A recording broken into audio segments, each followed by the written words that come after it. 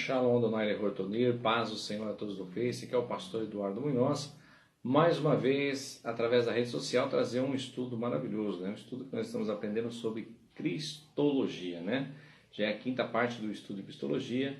Eu louvo a Deus pela vida de cada um de vocês que tem nos acompanhado através da rede social e tem curtido e compartilhado o nosso vídeo, né? Espero que você esteja aprendendo um pouquinho da palavra de Deus conosco. Hoje, a minha digníssima esposa não está fazendo o trabalho comigo, porque está fazendo a obra de Deus lá em Porto Alegre, né? Então, que Deus abençoe a vida da minha esposa, que vai estar me assistindo também lá em Porto Alegre, né? Um grande abraço à pastora Eliana Munhoz aí.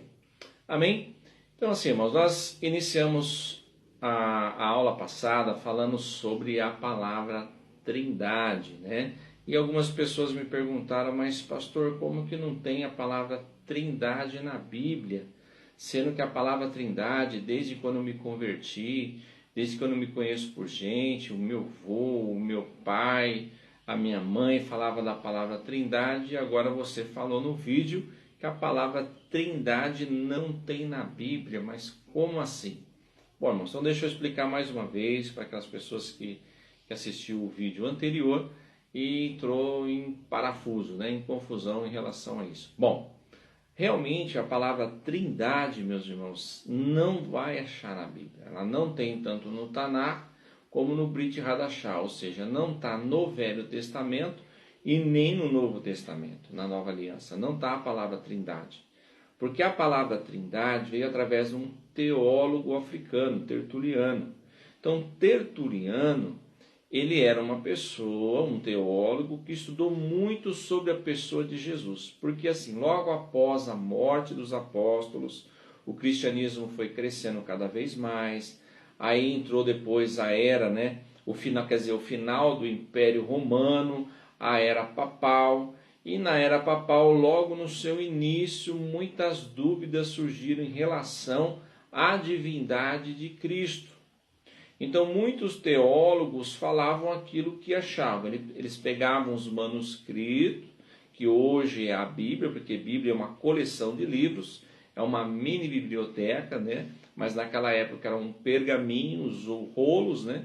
E através desses rolos, desses pergaminhos, então eles estudavam. E através desse estudo, eles tentavam por aí adivinhar quem foi Jesus, como era Jesus e como foi na época dos apóstolos e também na época de Cristo. Então, o que se entrava muito em questão era aquilo que era pregado em relação à divindade de Cristo, que Jesus era Deus, que desceu dos céus, que curou mortos, ressuscitou mortos, morreu na cruz do Calvário e ressuscitou ao terceiro dia e fez promessas de um reino vindouro, que viria então um dia, como fala em Atos dos Apóstolos, que ele viria buscar a sua igreja. Então isso entrava muitas controvérsias, muitos questionamentos em relação à palavra que era pregada sobre a pessoa de Jesus Cristo. Então muitos teólogos, muitas pessoas, alguns não acreditavam, outros achavam, como eu falei nos outros vídeos anteriores, que Jesus era uma pessoa normal, que quando foi batizado com o Espírito Santo, né, no dia do batismo, esse Espírito Santo ou esse Espírito de Deus se manifestou dentro de Jesus, aí ele se tornou uma divindade. Outros dizem que Jesus era simplesmente um profeta, como Elias, como Eliseu. Outros dizem que Jesus era um homem iluminado, né? Então assim, havia muitas controvérsias, muito questionamento. Por que havia muito questionamento em relação a isso? Porque eles pegavam os manuscritos e quando eles liam o livro de João, né, o Evangelho de João, no seu capítulo 1, do versículo 1 até o 14, você vai ver que João fala que Jesus ele era o verbo encarnado, né? Então Jesus ele viveu antes da criação, né? E também naquela época. Então fala da sua divindade. Então nessa palavra do verbo encarnado, então eles tentaram buscar através de estudos, através da teologia da época, em relação à pessoa de Jesus. Tertuliano, já no terceiro século, então ele estudando sobre Jesus, sobre a humanidade de Jesus, sobre a sua divindade, como os outros teólogos faziam, ele também estudou sobre a pessoa de Deus. Ele estudou sobre a pessoa de Deus, sobre a pessoa de Jesus e sobre a pessoa do Espírito Santo. Cada um agia de uma forma, mas os três eram unidos no só propósito, no só pensamento. O Deus, o Pai, o Todo-Poderoso, Criador de todas as coisas. É claro que o Filho e o Espírito Santo participaram, mas vamos pôr o Pai acima de tudo. Vindo o Filho, por isso que Jesus veio ao mundo, e muitas vezes o próprio Senhor falou que ele não veio fazer a vontade dele, mas a vontade do Pai.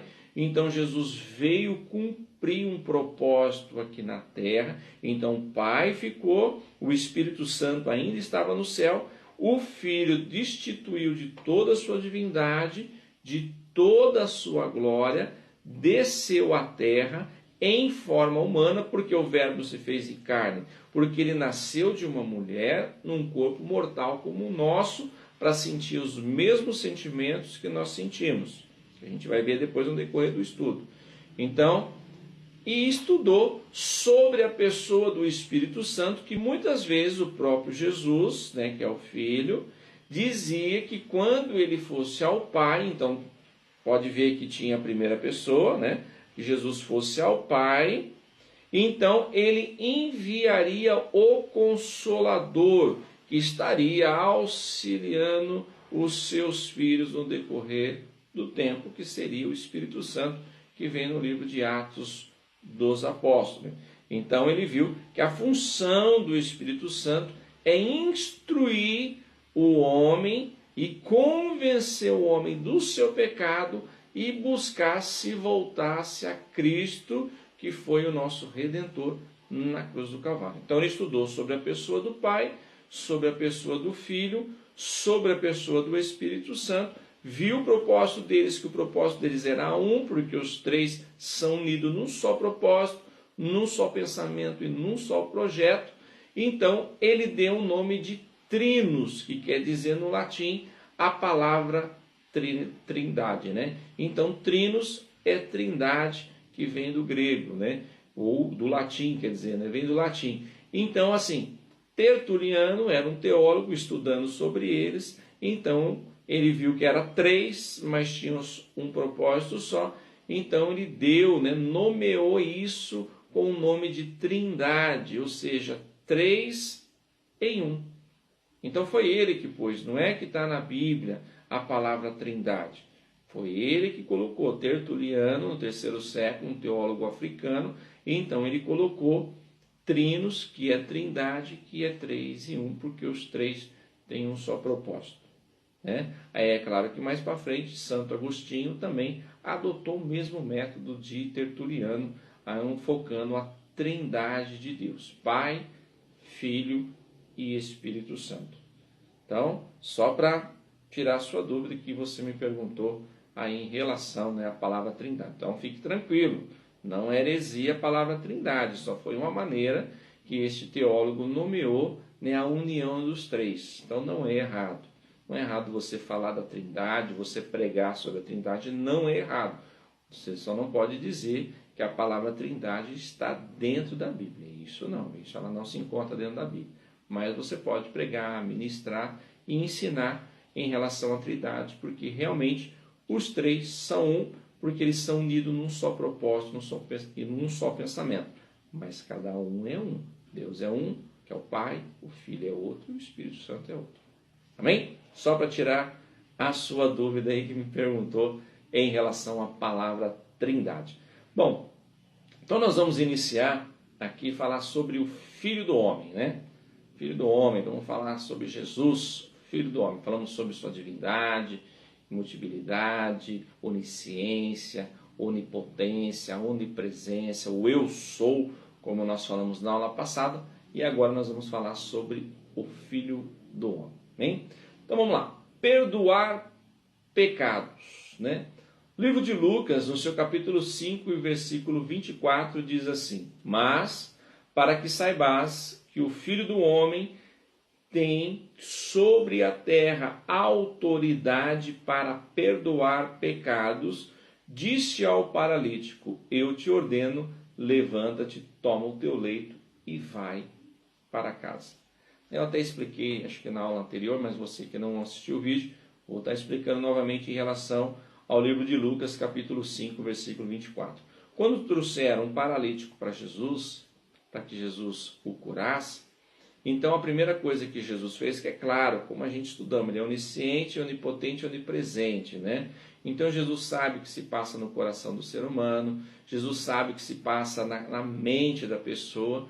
Com certeza ele deve ter lido, né, o coração e a mente das pessoas ali que estavam, principalmente os fariseus, né, os fariseus, os saduceus que ali estavam, que se diziam conhecedores da Torá, mas na verdade o coração deles estava longe, né? Então, quando trouxeram aquele paralítico, Jesus, conhecendo o coração deles, olhou para o paralítico e disse: perdoado estão os seus pecados. Isso trouxe uma indignação. É claro que falar, como a gente costuma dizer no nosso dia a dia, falar até papagaio fala, né? Então a gente costuma dizer isso daí. Então eles pensaram: tá, peraí, quem é você para perdoar pecado? Porque quem perdoa pecado é só Deus. Como que você está dizendo perdoados estão os seus pecados se você não é Deus? Jesus sabia o coração deles, né? Então Jesus olhou para eles, porque, que nem eu falei, falar é fácil. Então Jesus deve ter pensado: então tá, eu falei e vocês não acreditaram, né? Mas falar qualquer um pode falar. Então tá bom, então eu vou fazer o sobrenatural. Então ele olhou de novo para o paralítico e falou: levanta e anda, né? E toma a tua cama e vai para a sua casa.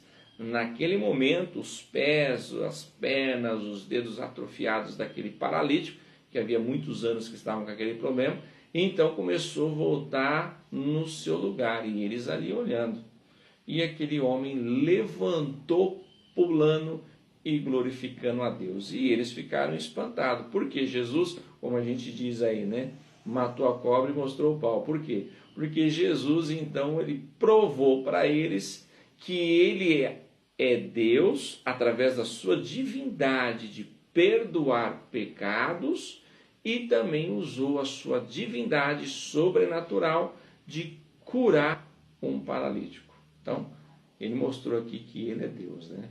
Interessante que Jesus se destituiu de toda a sua glória, de toda a sua divindade, de todo o seu poder, menos para ajudar o ser humano, né? Ele poderia pôr fim nos guardas, no Império Romano, mas não, para isso ele não usou a sua autoridade. A autoridade que ele usou foi para ajudar o ser humano, né? Ele via a necessidade do ser humano, porque havia muito cego, muito coxo, muito leproso, e pelo amor, pela misericórdia, pela compaixão que ele tinha pelo ser humano, pelas pessoas, então ele usou a sua divindade também, como a gente falamos que ele foi 100% Deus e 100% homem, para curar essas pessoas.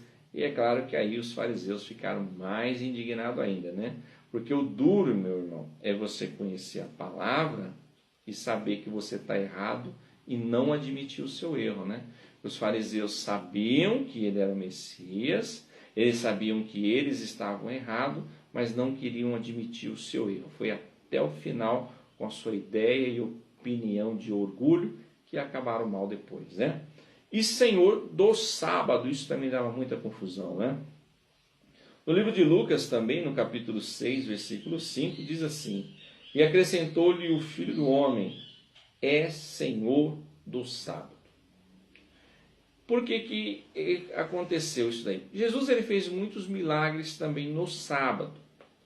E pela lei da Torá, né, o sábado, que é o Shabat, era o dia de descanso. Na verdade, até hoje, né? Até hoje, o sábado é o dia de descanso. Não é o domingo, meu irmão. O domingo é um dia pagão, do paganismo. Esse dia de domingo foi dado, né, pelos papas na época em adoração ao Deus Sol, né? Teve uma lei, um edito que eu já expliquei em outros vídeos, e nesse edito então foi determinado que o domingo seria o dia de descanso, por causa que eles veneravam ao Deus Sol. Isso foi uma abominação, porque pela lei seria o sábado, né? Então até hoje eles cumprem o sábado como descanso. É claro que o que Jesus fez ali é que quando é para nós ajudar o nosso próximo, fazer a obra de Deus, aí não tem dia, né? Não tem dia e não tem hora. O que você não vai deixar o seu sábado é para ir trabalhar, para você ganhar o financeiro, né? Para você pensar no seu eu, no seu ego. Aí não. Agora, se você está no sábado descansando e for para auxiliar e ajudar o seu próximo, então você está fazendo a obra de Deus. Então você pode sim estar fazendo isso, porque foi o que Jesus fez várias vezes, né? Até uma vez foi na sinagoga e os fariseus ficaram doidos também por causa disso, porque um homem que teve a lepra estancada somente na mão, ele fugindo das pessoas que ali estavam perseguindo, porque não podia entrar dentro da cidade, e ele entrou mesmo leproso, e ele se escondeu no templo. Ninguém tinha visto ele, mas como eu falei, Jesus é onisciente, onipotente, onipresente.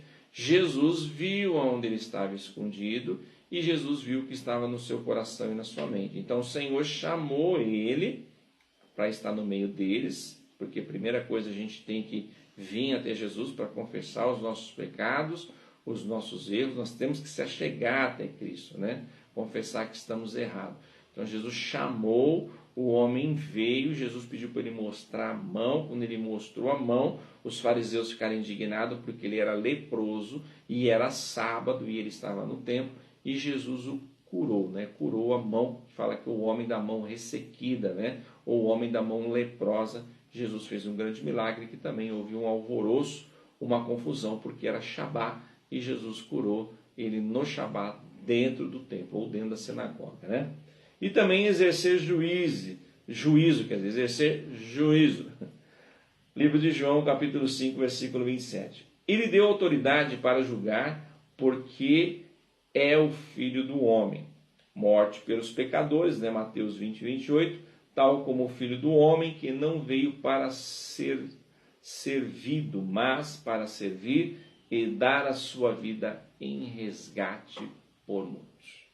Então Jesus, que nem eu falei, pela sua divindade e autoridade, ele poderia muito bem de descer à terra, destituir o governo do Império Romano, colocar Israel como cabeça do mundo e governar no meio do povo. Só que Jesus, ele veio anunciar um outro reino, um reino que não será aqui, claro que no milênio vai ser aqui, mas um reino milenário e também um reino eterno com Cristo, a nova Jerusalém, né, ou a nova Jerusalém, onde nós aguardamos, né? Então Jesus veio anunciar, Jesus ele veio para curar os doentes e não são. E que Jesus queria dizer isso? Porque se as pessoas estavam cumprindo a lei, se as pessoas estavam obedecendo a Deus, então elas estavam são, elas não precisavam de milagre, não precisavam do médico. Quem precisava do médico é aqueles que estavam enfermos espiritualmente, porque ali muitas pessoas estavam sem fé, sem esperança, desprezado pela sociedade, pela comunidade, e a fé deles desfaleceram. Então Jesus veio para curar eles espiritualmente também, né? Então Jesus veio com um propósito muito maior do que eles estavam aguardando a lei. Então Jesus, ele fez milagres e fez prodígio, e nem por isso ele pediu para que as pessoas o servissem. Pelo contrário, ele que serviu, porque pensa, Jesus não tinha sossego nem para dormir, porque aonde ele andava era 5.000, a Bíblia conta, porque os judeus, naquela época a lei machista, né, só contava homem, então quando contava 5.000 homens, 3.000 homens, com certeza tinha um número muito maior, né, porque havia mulheres e crianças. É só você olhar para a sua igreja, né? Você vai olhar para a sua igreja, tem muito mais mulher do que homem. Então imagine naquela época, fora as crianças. Então provavelmente tinha 20.000, 25.000 pessoas que acompanhavam Jesus diariamente. Então todo mundo pedindo cura, pessoas pedindo alimento. Então Jesus não tinha sossego quase nem para orar, né? Então quer dizer, ele que serviu e não foi servido. Ao contrário dos nossos dias de hoje, né?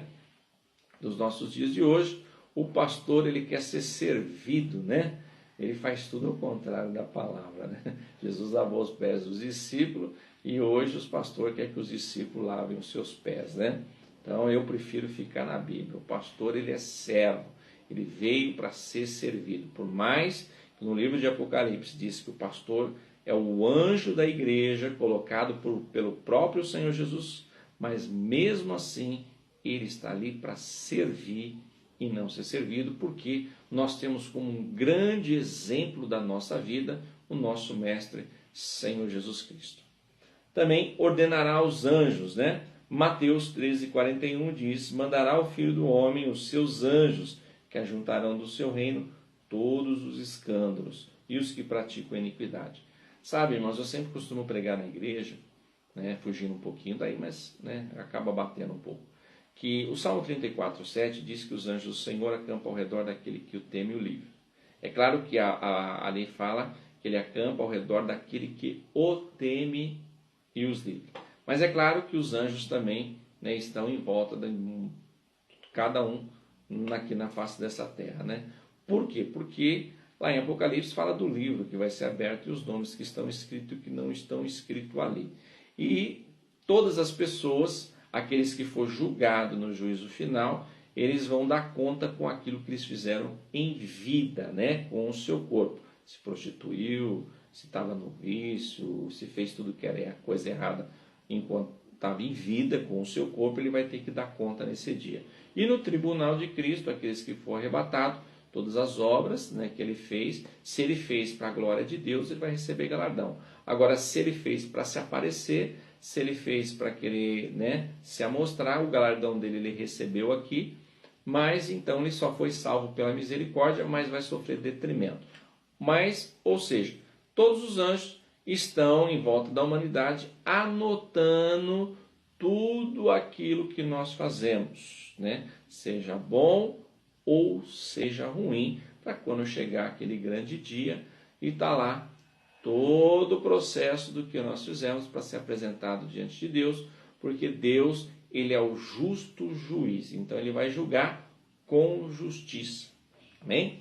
Nosso Deus não é igual os juízes daqui, não. Se assentará no trono de sua glória. Mateus 19:28. Jesus lhes respondeu: em verdade vos digo que vós, os que me seguiste, quando na regeneração, o Filho do Homem se assentará no trono da sua glória.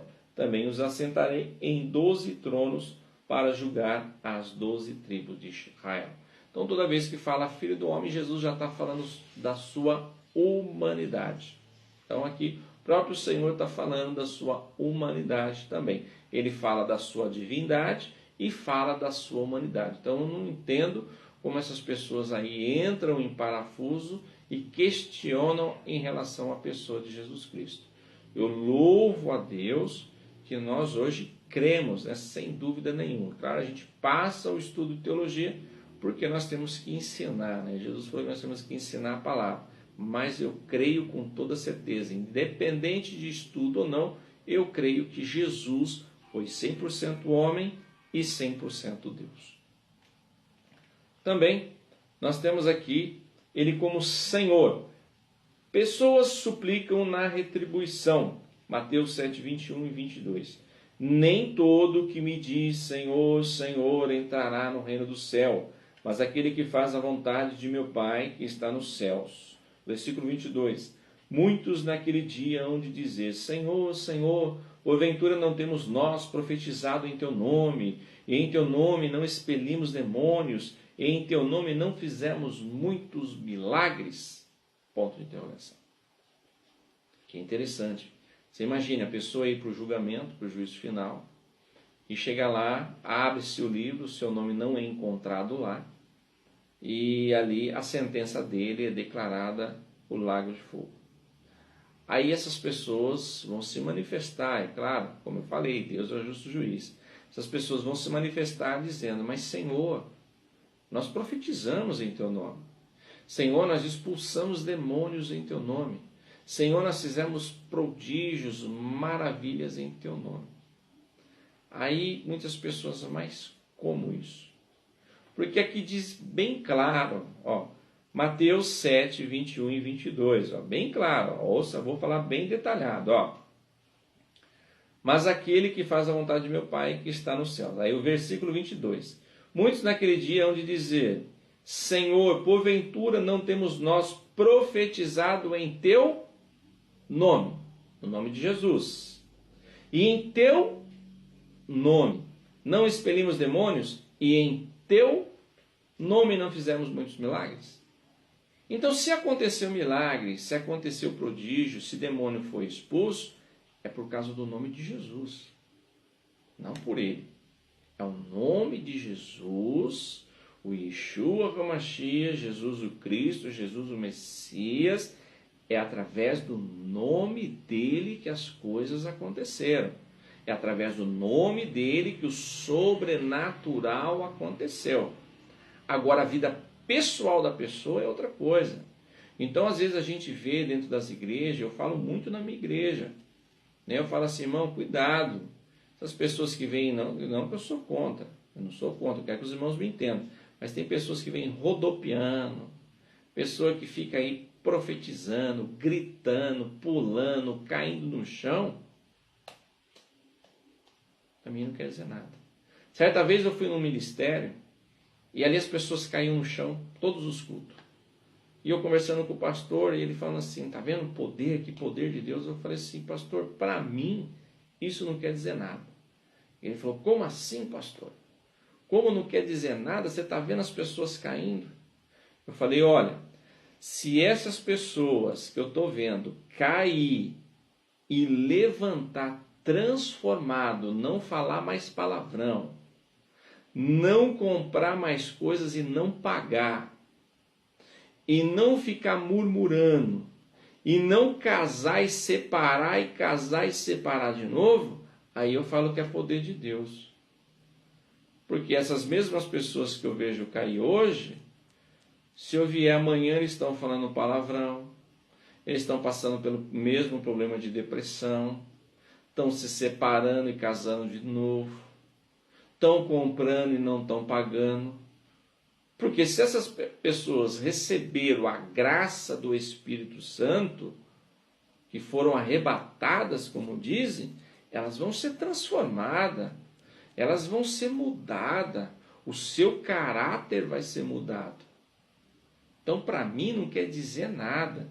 Eu conheço muitos pastores que pulam com um pé só, mas a vida é totalmente torta. A vida é totalmente torta. Não compensa nem eu comentar nesse vídeo, mas a vida é totalmente torta. Mas profetiza, pula com um pé só, rodopia, cai no chão. Se enquadra aqui, ó. Eu quero ver o dia a dia da pessoa. Pregar o evangelho, comprar e pagar, não falar palavrão, visitar as pessoas nos hospitais, visitar os membros da igreja, ajudar aquele que precisa, ter uma vida íntegra, casado com uma mulher só. Aí eu falo que a pessoa é cheia do poder do Espírito Santo. Então vamos lá. Desde o nascimento. Lucas 2,11. É que hoje vos nasceu na cidade de Davi o Salvador, que é Cristo, o Senhor. Então, desde o nascimento, foi falado que ele era Deus, que o Verbo se encarnou, o Filho do Homem se encarnou, o Senhor, né? O Filho de Davi. Por que o Filho de Davi? Para provar e mostrar a humanidade de Jesus, porque Filho de Davi foi uma promessa que Deus fez a Davi, que da sua descendência surgiria um que subiria ao trono e ficaria para todos sempre. Então, Jesus, quando fala filho de Davi, ele veio dessa promessa que Deus prometeu para Davi e veio também provando a humanidade de Jesus e ao mesmo tempo chamando ele de Salvador, né? Cristo. Cristo quer dizer Salvador, HaMashiach ou Messias, e Senhor, que é o Adonai, nosso Deus. Alvo da fé, Atos 16, 31. Respondeu-lhe, crê no Senhor Jesus e serás salvo, tu e tua casa. Então não é crer no fulano, no ciclano, no bertano, no santo tal, santo Eduardo, santo não sei quem, não. É crer no Senhor Jesus Cristo e serás salvo, tu e a tua casa. Crê no Senhor Jesus Cristo, nele, não há outro nome, nem no céu, nem na terra e nem abaixo da terra. Confissão cristológica. Primeira carta de Paulo à igreja de Coríntios, no seu capítulo 12, versículo 3, diz assim: por isso vos faço compreender que ninguém fala pelo Espírito de Deus, afirma anátema, né? Jesus, por outro lado, ninguém pode dizer Senhor Jesus, senão pelo Espírito Santo.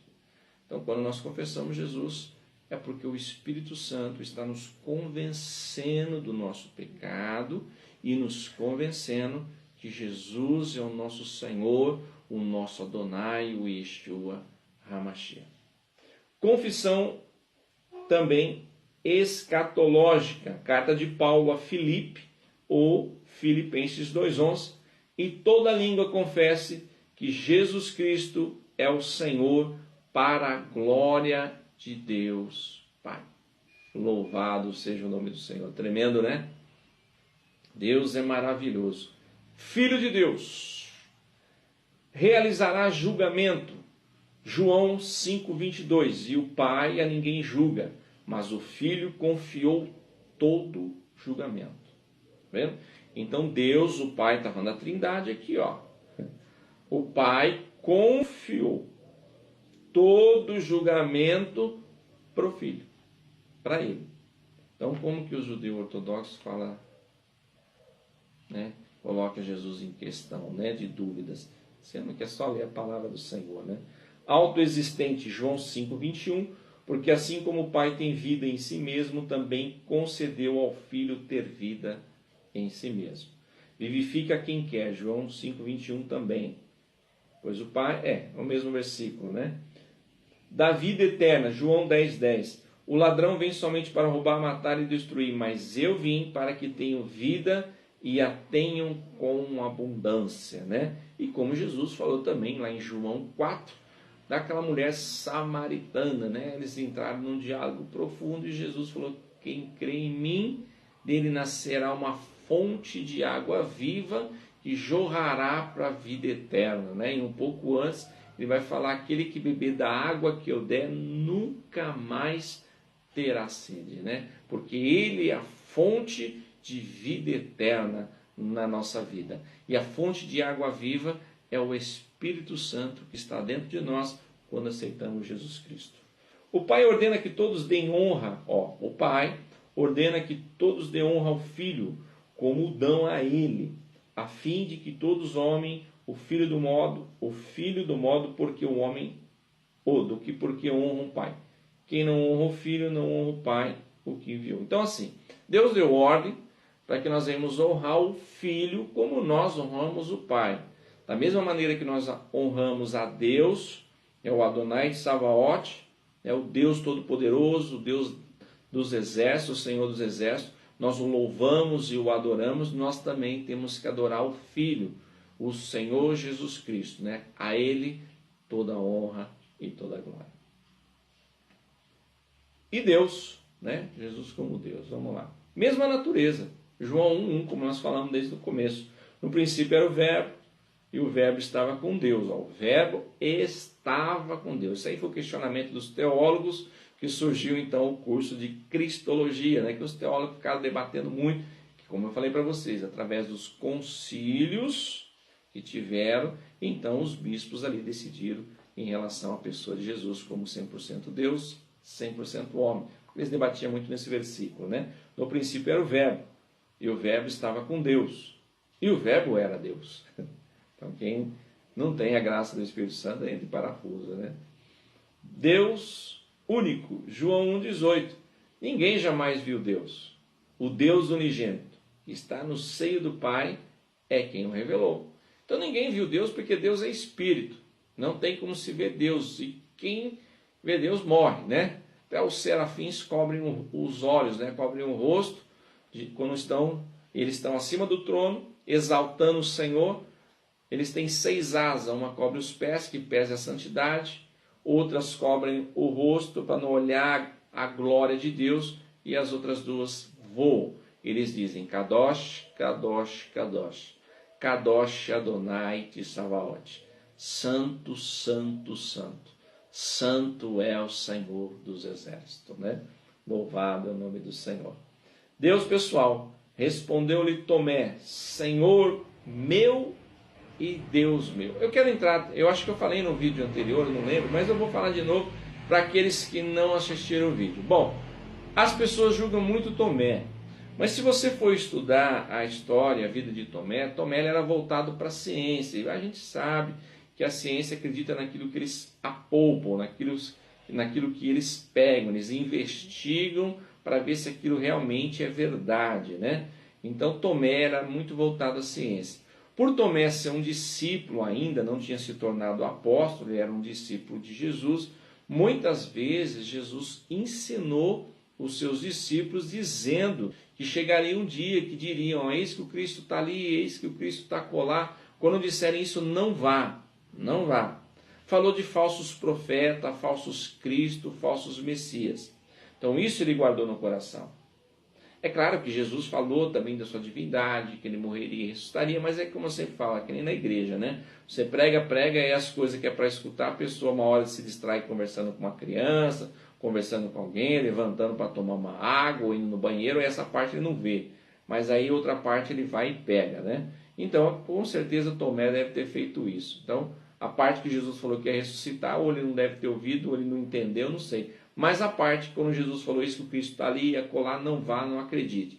Então, quando Jesus ressuscitou, que Maria Magdala foi avisar, principalmente Pedro, né, e os outros discípulos, então quando avisou, Pedro foi até o sepulcro, aí eles creram, Jesus apareceu onde ele estava. Só que Tomé não estava. Aí quando eles chegaram para Tomé e falaram: olha, o nosso mestre ressuscitou como ele tinha dito.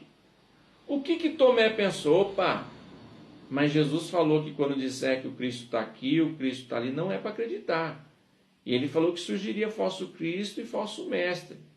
Então ele entrou em dúvida, em questionamento com os outros discípulos, por aquilo que Jesus tinha ensinado. Então a gente tem que entender o lado dele, né? Aí é claro que aí Jesus, né, conhecendo ele, sabendo que ele era da ciência, tinha que pegar para crer, Jesus pediu para ele tocar nas suas feridas, né, tanto na mão como na costela, para ele crer. Quando ele viu, aí ele disse então essa frase, né, onde ele falou, cadê aqui? Senhor meu, Senhor, por que estava um Senhor meu? Porque ele estava reconhecendo a divindade de Jesus, Senhor meu e Deus meu. Então ali ele já estava reconhecendo a divindade de Cristo, né? Nosso grande Deus e Salvador, Tito 2,13 e 2ª Epístola de Pedro 1,1. Aguardando a bendita esperança e a manifestação da glória do nosso grande Deus e Salvador Jesus Cristo. Simão, Pedro, servo e apóstolo de Jesus Cristo, aos que conosco obtiveram fé igualmente preciosa na justiça do nosso Deus e Salvador Jesus Cristo. Senhor e Salvador, né? 2ª Epístola de Pedro 1,11, né? Pois desta maneira é que vos será amplamente suprida a entrada no reino eterno de nosso Senhor e Salvador Jesus Cristo. Verdadeiro Deus. 1ª Epístola de João 5,20. Também sabemos que o Filho de Deus é vindo e nos tem dado entendimento para reconhecermos o verdadeiro e estamos no verdadeiro em seu Filho Jesus Cristo. Este é o verdadeiro Deus e a vida eterna. Olha a confissão de João. Bom, João, a gente conhece o apóstolo João, né? O apóstolo do amor. Então João confessando, falando: olha, eu vi Cristo, eu andei com Cristo, eu vi Cristo morrer e depois ressuscitar, eu vi Tomé tocar nas feridas de Jesus. Então o que eu prego, o que eu ensino, o que eu estou escrevendo nas minhas epístolas é verdade. Ele é Deus, ele é o Cristo, o Filho de Deus enviado ao mundo, o Salvador, o nosso Adonai. Louvado é o nome do Senhor Jesus. Bem, eu vou só finalizar aqui também com algumas coisas também que eu do nosso livro, né? Como eu falei, nós estamos aqui com o livro de Cristologia também, 1ª Epístola de João, capítulo 1, eu vou ler do versículo 1 a 3, né? O que era desde o princípio, o que ouvimos, como acabei de ler aqui, o que vimos com os nossos olhos, o que temos contemplado e as nossas mãos tocaram da palavra da vida, porque a vida foi manifestada e nós a vimos e testificamos dela e vos anunciamos a vida eterna, que estava com o Pai e nos foi manifestado. O que vimos e ouvimos, isto vos anunciamos, para que também tenhais comunhão conosco. E a nossa comunhão é com o Pai e com seu Filho Jesus Cristo. Então aqui ele está falando, eu estou falando o que eu vi, eu estou falando o que eu ouvi. E Jesus Cristo foi enviado por Deus. Bem, já vamos finalizar. Vou ler só mais um pedacinho aqui, mais 2 e já vamos encerrar. Também no livro de Hebreus 4, 14 a 16, o autor deixa claro que aonde nós falhamos, Jesus triunfou. Nós falhamos, como ser humano nós falhamos, nós não conseguimos, mas Jesus se tornou o Verbo, Jesus se encarnou, sentiu os mesmos sentimentos que nós, tristeza, alegria, dor, angústia, fome, sede, mas naquilo que nós falhamos ele venceu. Isso está no livro dos Hebreus, capítulo 4, 14 e 16. E por último, Jesus nos ensina no Getsemane, onde ele fala que sua alma está em tristeza. Mateus 17. Esse eu gosto de pregar bastante, irmãos. Essa palavra aqui, quando eu vou pregar sobre a crucificação nas igrejas, eu gosto de detalhar bem isso daí. Porque Jesus, quando ele chega em Getsemane, ele pede para os seus discípulos orar. Qual que era a oração que os discípulos conheciam? Somente o Pai Nosso. Então imagine que eles oravam o Pai Nosso e não tinha mais o que falar e ia dormir. E Jesus orou e falou, Pai. Então aqui você vê que tem Pai, ó, a trindade aqui. Pai, se for possível, passa de mim este cálice. Aqui Jesus estava falando com a sua humanidade, como ser humano. Só que não é que Jesus estava querendo deixar para trás o plano de salvação.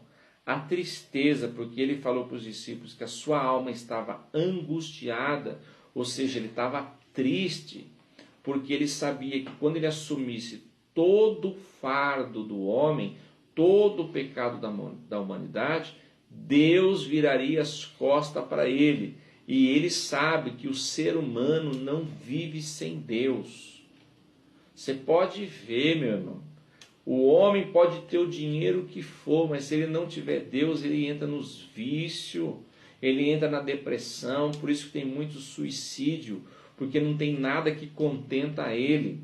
Ele sempre quer mais, sempre está procurando mais, porque ele não se contenta com nada.